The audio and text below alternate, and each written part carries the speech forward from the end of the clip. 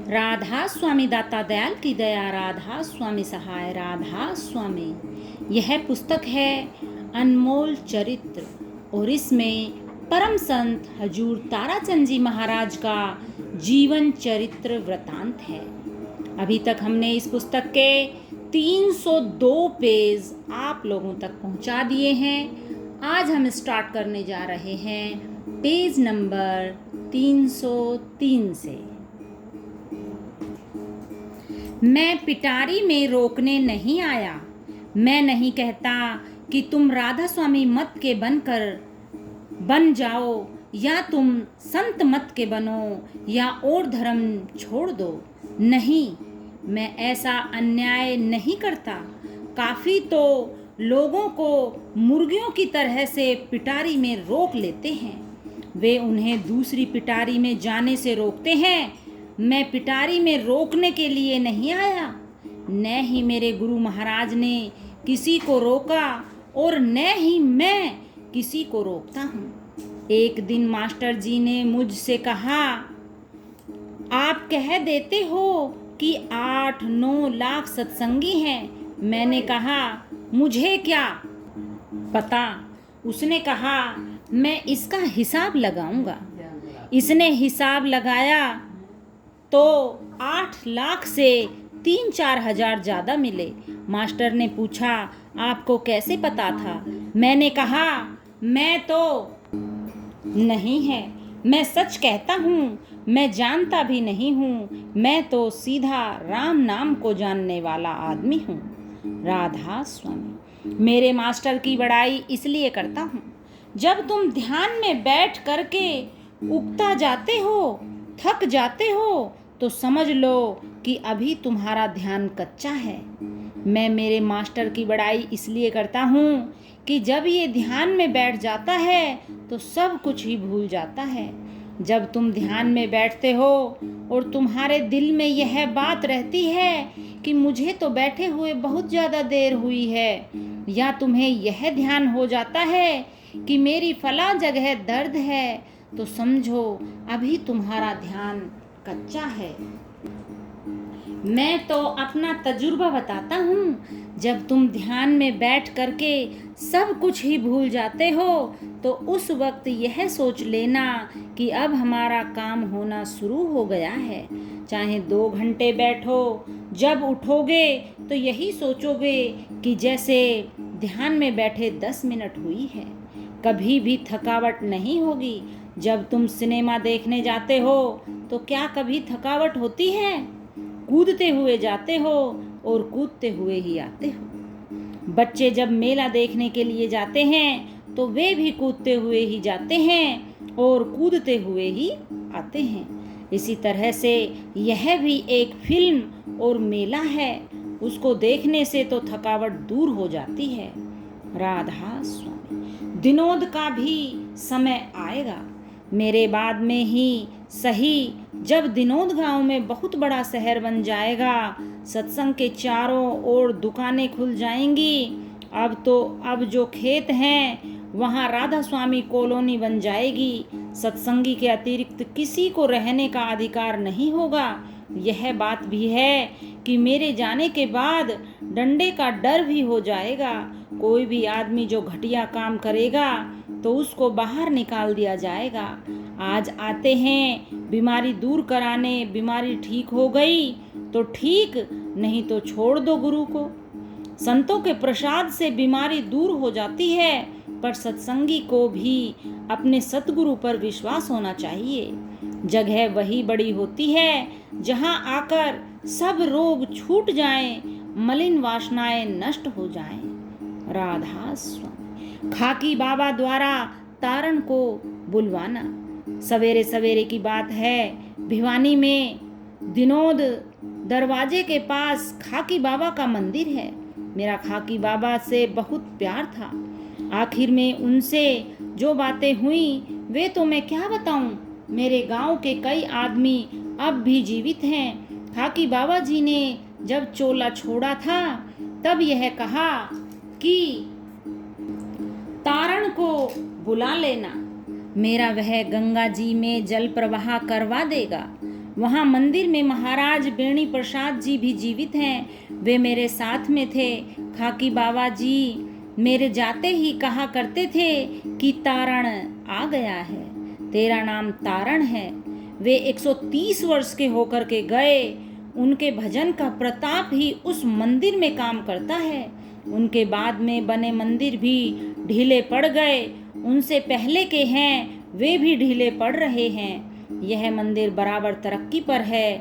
बड़ा भारी विकास हो रहा है, क्योंकि उस महात्मा का तप काम करता है। राधा स्वामी। महात्मा रतन दास द्वारा चेलों को निर्देश। जब महाराज रतन दास चोला छोड़ने लगे तो केलंगा के सत्संगी उनके पास में चल गए। उन्होंने कहा, महाराज अब हम कहाँ जाएं? मैं वह सब तो नहीं बताऊंगा, क्योंकि इससे सबकी निंदा होती है। उन्होंने अंत में यही कहा कि यदि जाना है तो दिनोद में चले जाना। वहाँ 2 चीजें नहीं हैं और सब चीजें हैं। एक वहाँ विद्या नहीं है और दूसरी चीज वहाँ धन नहीं है।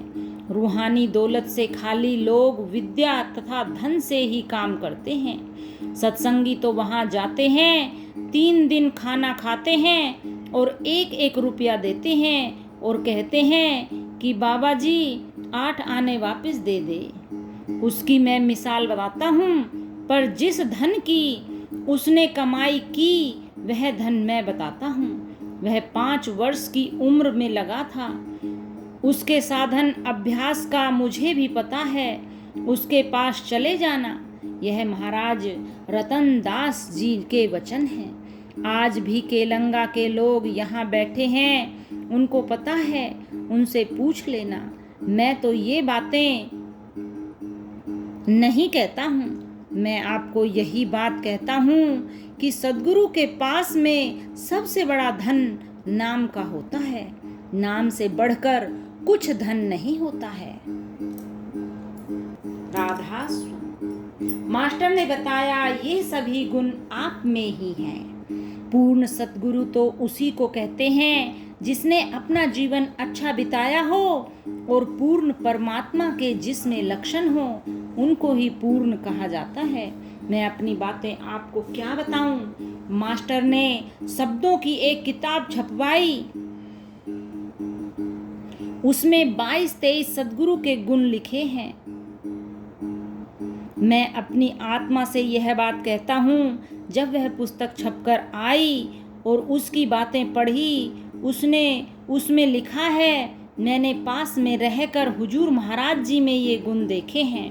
मैंने आश्चर्य से पूछा, क्या ये गुण मेरे अंदर हैं? उसने कहा, हाँ जी। मैंने कहा, मुझे तो दिखाई नहीं देते हैं। उसने कहा, आप में ही ये सभी गुण हैं। मुझे पता नहीं कि मैं कितना बड़ा आदमी हूँ। मैं कहता हूँ मैं छोटा सा आदमी हूँ और वास्तव में छोटा ही हूँ। जब तक मेरी आंखें मुझे छोटा देखती हैं, मैं तिर जाऊंगा, डूबूंगा नहीं। जिस दिन मैं यह देखने लग जाऊंगा कि दुनिया में मैं बहुत बड़ा हो गया हूँ, उस दिन मेरा साथ छोड़ देना।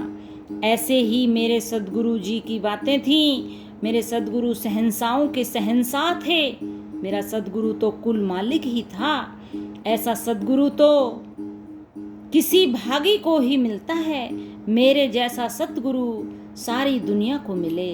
राधा स्वामी। आने वाला संत इस कमी को पूरा करेगा। हुजूर महाराज जी ने 1962 में अनुभव प्रकाश ग्रंथ लिखा। इस ग्रंथ में उन्होंने कवल भेद निर्णय के अंग में 60 दोहे लिखे और जानबूझकर इस अंग में कुछ कमी छोड़ दी कि इस कमी को उनके बाद में आने वाला संत ही पूरा करेगा। इस कमी को लगभग 20 साल तक कोई नहीं पकड़ पाया।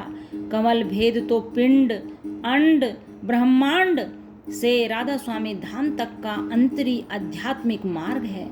इस मार्ग का वर्णन केवल 4-5 संतों की वाणियों में ही मिलता है, और पूर्ण भेद तो केवल कबीर साहब के 32 कड़ी के शब्द और स्वामी जी के हिदायतनामा और हुजूर महाराज जी के कमल भेद निर्णय का अंग में ही मिलते हैं। हुजूर के गुरुमुख ने अपनी करनी में कोई कमी नहीं छोड़ी थी। हुजूर महाराज जी के आध्यात्मिक मार्ग की उनके गुरुमुख ने अपने अनुभव से जांच की और वे इस कमी को अंततः पकड़ गए और हुजूर महाराज जी के पास आकर न केवल उस कमी का जिक्र किया बल्कि अपने सद्गुरु महाराज जैसे ही दो दोहे इसमें लिखकर हुजूर महाराज जी को दिखाए तो हुजूर उन पर उसी प्रकार खुश हुए जिस प्रकार स्वामी जी महाराज हुजूर महाराज सालिग्राम जी पर उस समय खुश हुए थे जब वे राधा स्वामी नाम प्रकट करके लाए थे। हुजूर महाराज जी ने उनको बहुत प्यार किया और उनको बताया कि यह कमी मैंने तुम्हारी परीक्षा लेने के लिए छोड़ी थी और अब तुम अपनी परीक्षा में अच्छी प्रकार उत्तीर्ण हो गए हो। अब हुजूर महाराज जी ने उनको आदेश दिया कि मेरे इस कमल भेद निर्णय के अंग में ये दोनों दोहे डालकर अपनी पुस्तक सद्गुरु प्रेम में लिखवा दो। इस प्रकार इन दो दोहों को मिलाकर अब इस अंग के 62 दोहे बन गए हैं। हुजूर के गुरुमुख के द्वारा रचित ये दो दोहे निम्नलिखित हैं तथा इस अंग में इनका क्रमांक 55 व 56 है। इससे आगे अटल अटारी माप गिनत नहीं तोल, वहां से सबको देखता बैठा पुरुष अडोल। दूसरा दोहा है, प्यारी पीव को चढ़ लखे राधा स्वामी धाम, बूंद सिंध से मिल हंसी अब पाया विश्राम राधा स्वामी। आज इतना ही। Thanks for watching, listening and reading.